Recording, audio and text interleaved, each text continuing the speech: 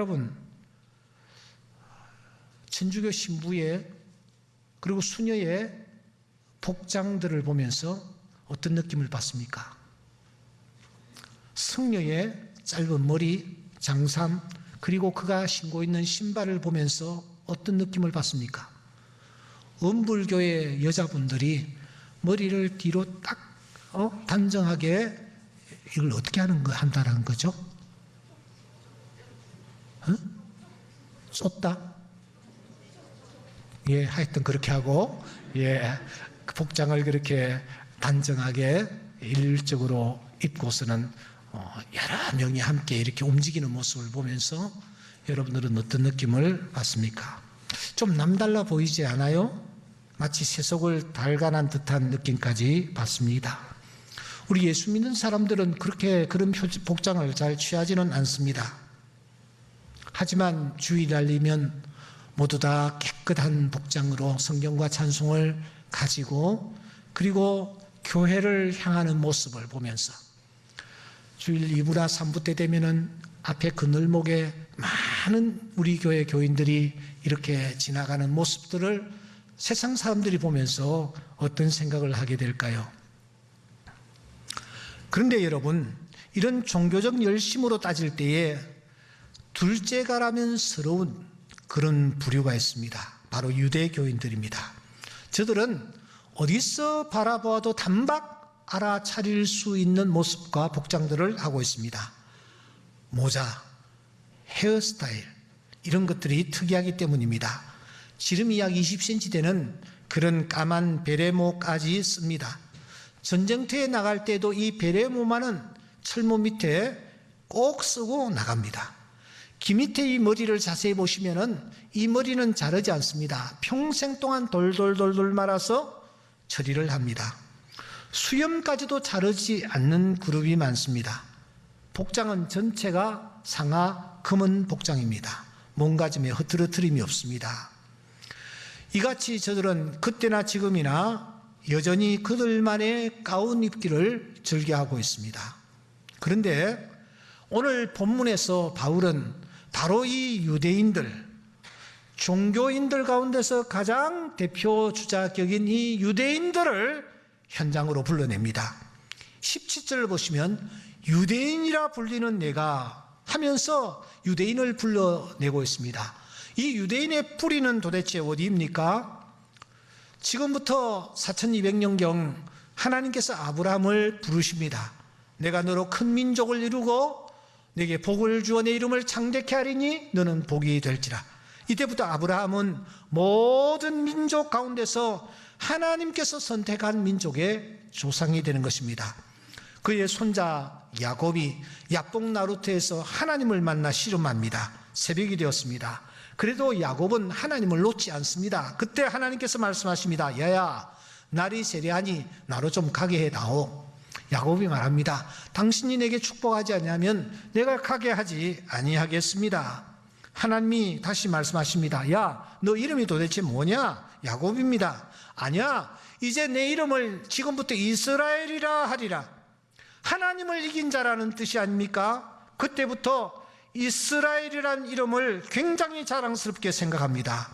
여기에 모세라는 사람이 하나님으로부터 직접 십계명을 위시한 율법을 받습니다. 그때부터 이들은 자신이야말로 전 세계 모든 민족들 가운데 유일하게 선택받은 선민, 하나님의 백성, 구별된 하나님의 자녀들, 이런 긍지와 자부심으로 가득하기 시작했습니다. 그런데 여러분, 오늘 17절에 와가지고 바울 사도는 무척이나 도전적인 그리고 가격한 표현을 사용합니다.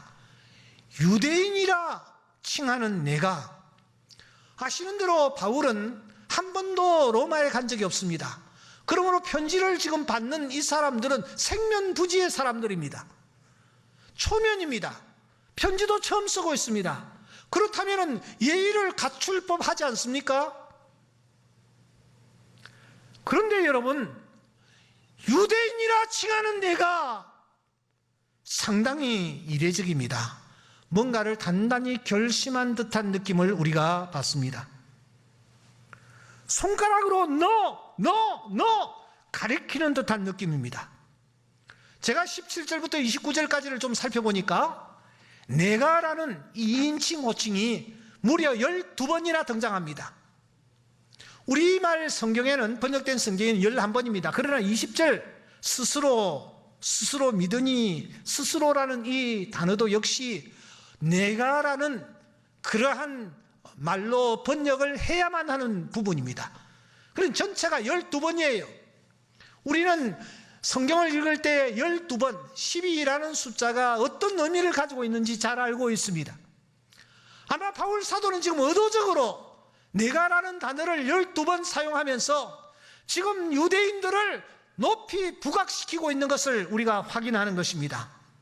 왜 이렇게 바울 사도가 작심한 듯이 분위기를 끌고 나가고 있는 것일까요? 우리는 이제 알 것 같습니다. 바울이 지금까지 로마에 가려고 무척이나 애를 썼으나 막혔습니다. 그런데 바울은 포기하지 않습니다. 사람을 불러서 대피를 시키면서, 사람을 불러서 대신 저 로마에까지 보내면서 이 로마서를 쓰지 않습니까? 이 로마서의 진정한 수신자가 누구인지 스스로 밝혀주고 있기 때문입니다. 여러분, 로마서의 수신자가 누구였습니까? 누구란 말입니까? 바울이 누구 때문에 이 로마서를 썼다라고 생각하십니까? 로마에 있는 교인들입니까? 아닙니다. 로마에 있는 교인들 가운데서도 오늘 드디어 현장에 불려진 이 로마 교회에 소속된 유대 교인들을 위해서, 로마 교인들 가운데서 유대인 출신을 위해서, 그들을 때문에 이 로마서를 썼다라는 것을 우리가 이제는 알 수 있습니다. 그러니까 로마서의 진정한 수신자는 로마 교회 내에 있는 유대인 수신자들이란 말입니다. 이들이 누구입니까? 나라가 망했을 때에 이들은 전 세계로 흩어졌습니다. 디아스포라들이죠. 하지만 이들은 유월절 같은 중요한 명절에는 잊지 아니하고 예루살렘으로 몰려들었습니다. 그 어느 유월절이었습니다. 이들이 자기의 연고지를 떠나 예루살렘에 모여들었을 때에 그 예루살렘에서 희한한 경험을 합니다. 불의 혀 같은 성령의 역사가 나타났고, 그 놀라운 성령의 역사를 체험했던 사람들은 자기 나라 말로 방언을 하는, 병 고치는 놀라운 역사, 성령께서 역사하시는 불의 역사를 이들이 체험했습니다. 바로 이들이 자기의 연고지로 돌아갑니다. 로마에서 온 사람들도 자기 연고지로 돌아갔겠죠. 그리고 그곳에서 저들은 교회를 설립합니다. 그것이 바로 로마 교회의 시초였습니다. 그러므로 이 로마 교회는 예루살렘 교회와 역사를 같이 한다고 봐도 틀림이 없습니다. 처음에는 미미했을 것입니다. 그러나 로마라는 세계적인 도시에서 세워진 이 교회, 점점 수많은 사람들이 몰려들게 되었고 재정적인 뒷받침도 있었습니다. 뿐만 아니라 유식한 사람들이 로마 교회에 몰려들기 시작했습니다. 드디어 이 로마 교회는 가장 주목받는 교회가 되었습니다. 그러한 교회를 일구는 과정에서 제일 밑거름 역할을 했던 그룹이 누구였느냐? 바로 여기에 등장하는 유대인들이었습니다. 이들이 기초 역할을 감당했고, 이들이 하늘에 썩어지는 미랄이 되었습니다. 그러니 자기네들의 희생과 노력으로 말미암아 오늘의 로마 교회가 형성되고 이룩되는 것을 바라보며 그들은 영적으로 큰 긍지와 자부심을 가지고 있었던 것이 분명합니다. 자기들도 모르게 특권 의식까지 생긴 것입니다. 여기에다가 자세까지 남달랐습니다. 지금까지 해온 대로 그들은 율법의 의로는 흠이 없는 하루하루를 살아가며 다른 사람들에게 모범을 보이고 있습니다. 종교라는 흰 가운을 잘 착용하고 나타나고 있었습니다. 하지만 이들을 향하여 바울은 단정적으로 선언합니다. 너희들은 표면적이라. 너희들은 표면적 유대인들이라고요. 표면적이라는 말이 무엇입니까? 겉으로 드러나거나 눈에 띄는 모습, 그 이상도 그 이하도 아니라는 것입니다. 너희들이 표면적일 뿐이다, 그렇게 말하고 있습니다. 구체적으로 어떠했기에 바울 사도가 단정적으로 이렇게 저들을 향하여 너희들은 표면적 유대인이라 그렇게 말하고 있는 것일까요? 세 가지를 우리가 정리할 수가 있습니다. 첫째, 그들은 하나님을 자랑하고 있었습니다. 오늘 17절에 보시면 율법을 의지하며 하나님을 자랑하며 라고 말하고 있습니다. 여러분, 이거 칭찬받을 일 아닙니까?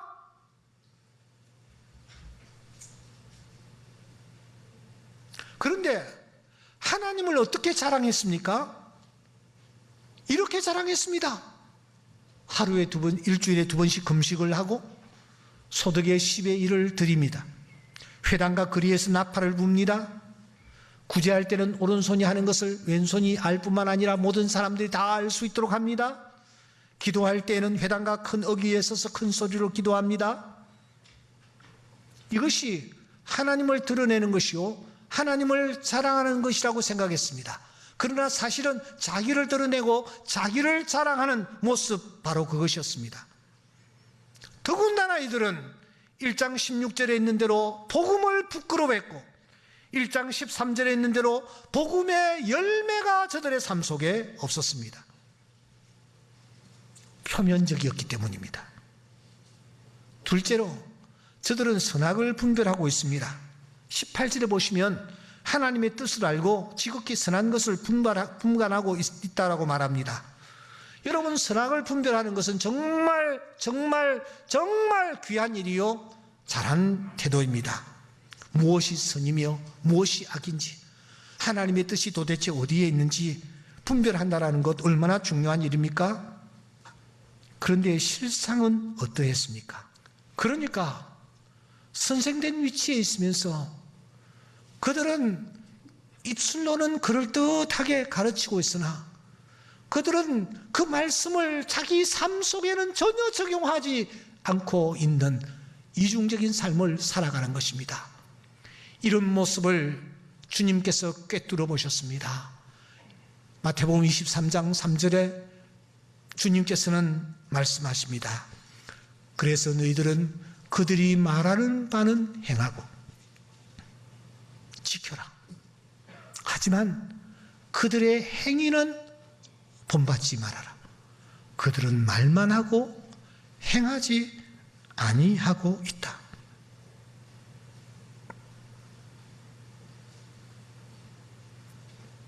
여러분, 저를 한번 보시기 바랍니다. 지금 바울 사도가 유대인을 향하여 신랄하게 지적합니다. 왜 말씀을 가르치는 위치에 있으면서 그 말씀을 자기 스스로에게는 가르치지 않느냐?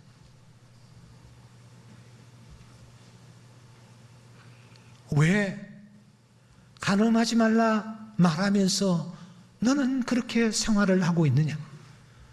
왜 도둑질하지 말라 말하면서 너는 도둑질을 그렇게 쉽게 하고 있느냐? 왜 우상을 섬기지 말라 하면서 수많은 우상을 지금도 섬기고 있느냐? 왜 버리지 못하고 있느냐?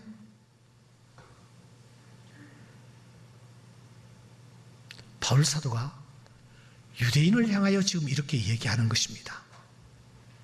그런데 여기에 이 유대인이 도대체 누구냐 하는 거예요.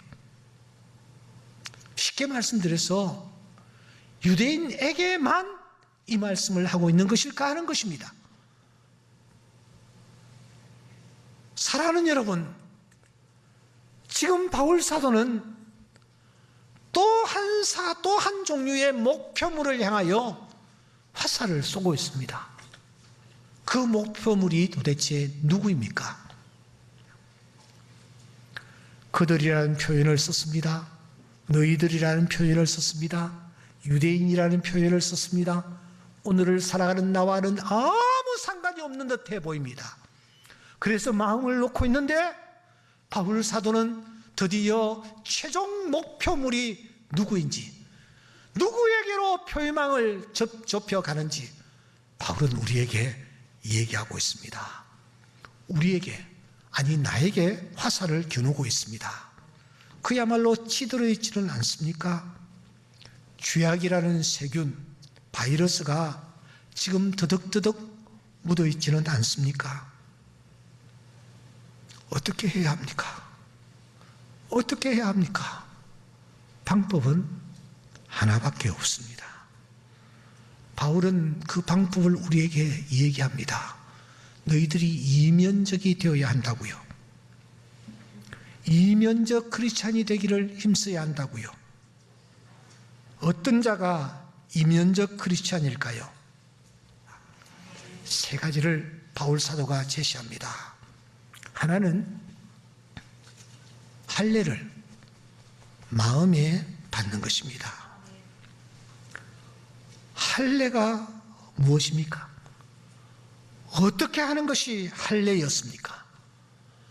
할례 받을 때에 당사자에게 나타나는 것은 어떤 것이었습니까? 할례를 제일 처음 받았던 사람이 아브라함입니다.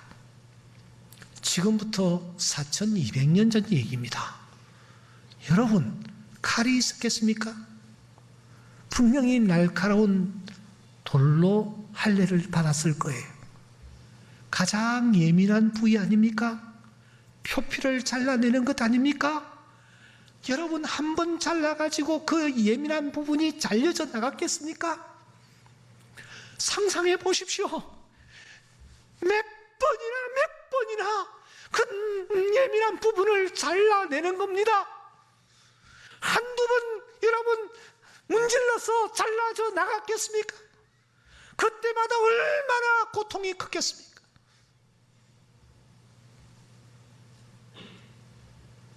마취제가 있었나요? 지혈제가 있었나요?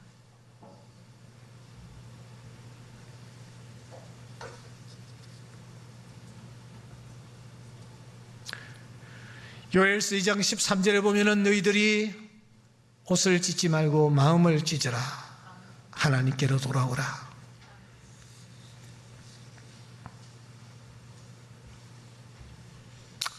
오늘 우리가 하나님 앞에 언제 이런 통곡이 있었습니까? 무릎을 꿇고 울고 회개해 본 때가 언제였습니까? 밤새도록 눈물로 침상을 띄우며 요를 적셔본 경험이 나에게는 있었습니까? 하나님 앞에서 정말 중심 어린 마음으로 통회하며 자복해 본 경험이 우리에게 있습니까?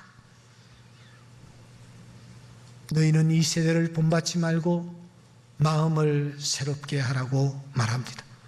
변화를 받으라고 말합니다. 이것이 이면적 유대인들이 가져야 할 자세입니다. 마음의 할례를 받는 우리 모두가 될 수 있기를 주의 이름으로 축원합니다. 두 번째로 하나님을 의식하며 사는 것입니다. 영에 있고 율법 조문에 있지 아니한 것이라고 말합니다.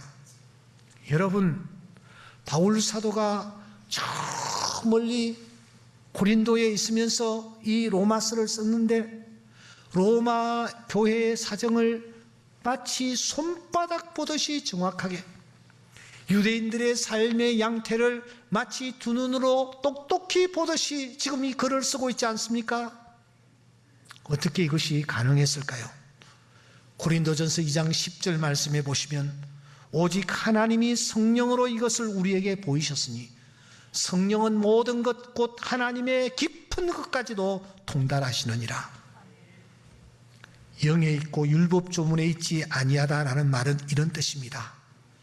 그러므로 우리는 영적으로 하나님을 의식하며 살아야 합니다. 하나님이 지금 여기 계시다. 아멘입니까? 하나님이 나와 함께 계시다. 아멘입니까?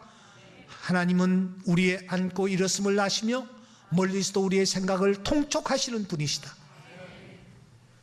여기 아무도 없지만 하나님이 계신다. 하나님이 내 생각을 알고 계시며 내 입에서 나온 말들을 알고 계시며 하나님이 나의 걸음을 다 헤아리고 계신다.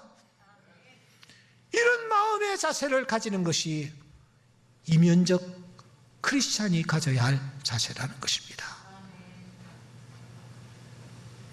마지막으로 칭찬받는 삶을 살아가라고 말합니다. 그 칭찬이 사람에게서가 아니요 오직 하나님에게서니라. 이 말씀은 로마서 2장 24절과 대조를 이룹니다.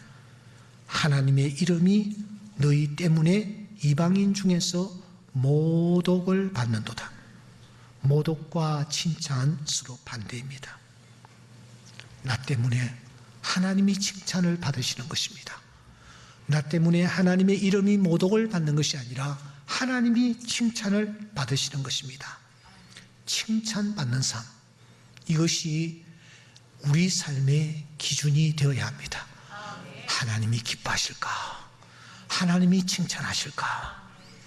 그래서 바울 사도는 에베소 교회에 편지하면서 주께 기쁘시게 할 것이 무엇인가 시험해 보라고 말합니다.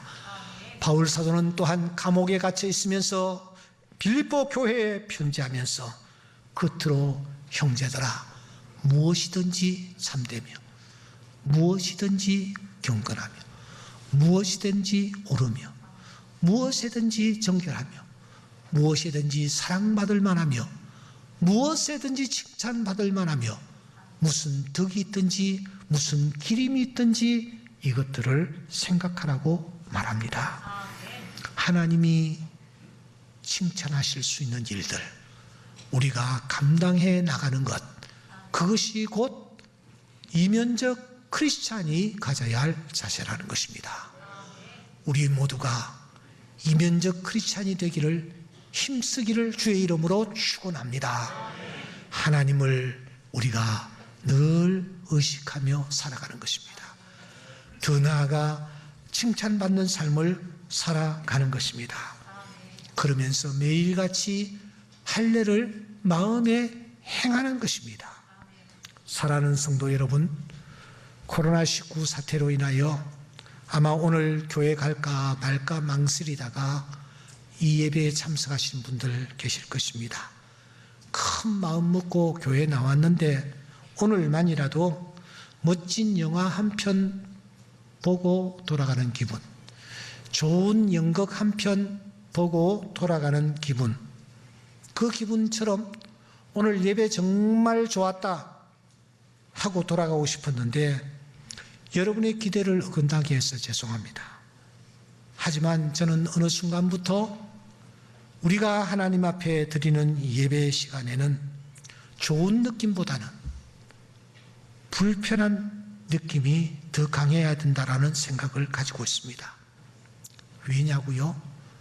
우리는 다 죄인이고 우리 앞에 계시는 하나님은 전지전능하신 분이시기 때문입니다. 그 하나님은 다 알고 계세요. 우리가 한 주간 동안 무엇을 행했는지, 우리가 한 주간 동안 어떤 짓거리들을 했는지 그 하나님은 다 알고 계세요. 그 하나님 앞에서 우리가 마음이 편안하다면 우리는 감각이 없는 영적 나환자들일 것입니다. 아파야 합니다. 불안해야 합니다. 사랑하는 여러분, 편안하지 아니해야 합니다. 그 이유는 하나님이 다 알고 계시기 때문입니다. 그래서 찰스 펄전 목사님은 때로 우리가 말씀을 듣는 자리, 그 자리가 이 세상에서 가장 불편한 자리가 되어야 된다, 이렇게 말한 바가 있습니다. 오늘 내가 하나님의 말씀을 내 삶에 비추어 볼 때 내가 또 이렇게 하나님과 어긋나고 있구나 라고 생각하면은 불편해야 합니다. 어긋난 뼈를 한번 맞춰보신 적이 있습니까? 우두둑 우두둑 하면서 아픕니다. 예배 시간은 내가 영적으로 하나님의 사람이 되어가는, 영적으로 맞춰지는 시간입니다. 제정신으로 돌아가는 시간입니다. 눈물을 흘리며 회개하는 시간입니다. 마음을 새롭게 함으로 변화를 받는 시간입니다. 당연히 불편해야 합니다.